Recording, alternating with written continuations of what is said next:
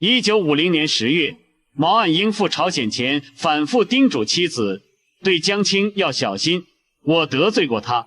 可刘思齐听后一头霧水，她不明白丈夫為什麼特意叮囑她要小心江青。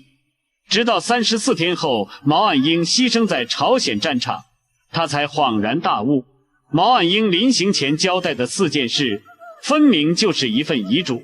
1950年10月14日，劉思齊還在醫院養病，毛岸英匆匆趕來，告訴他明天要出遠差，地方很遠，通訊不方便，可能很長時間收不到信，讓他不要着急。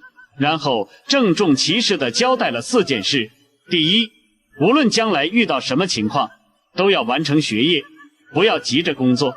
第二，每周6都要去看望父親，不能因為他不在就不去了。第三，要幫助弟弟毛岸青，他生活自理能力差，需要人照顧。第四，對江青要小心，接觸他時多個心眼，他自己就得罪過他。囑咐完這4件事，毛岸英起身告別，他走了幾步又折回來，如此反覆數次，最後他對妻子深深鞠了一躬，然後轉身消失在夜色中。劉思齊覺得奇怪，夫妻之間哪有鞠躬的道理？但他做夢都沒想到，這竟是2人最後一次見面。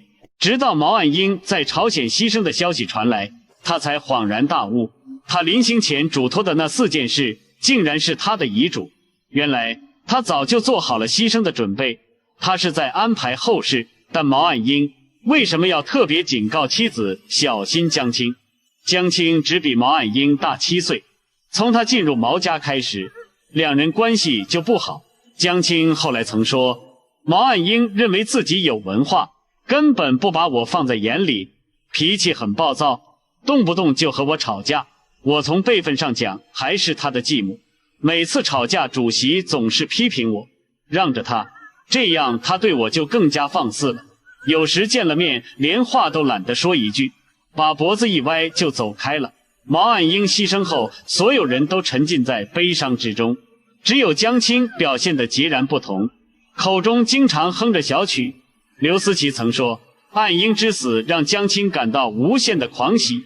後來江青還要取消劉思齊的生活補貼，被毛主席嚴詞拒絕。之後江青又強行沒收了劉思齊在中南海的通行證。然而毛岸英得罪的遠不止江青一個人，在他短暫的28年人生裡，還曾當面頂撞過另一個權傾一時的人物。這個人後來成為中央文革小組顧問，整人無數，手段狠辣。那麼毛岸英為什麼敢得罪這些人？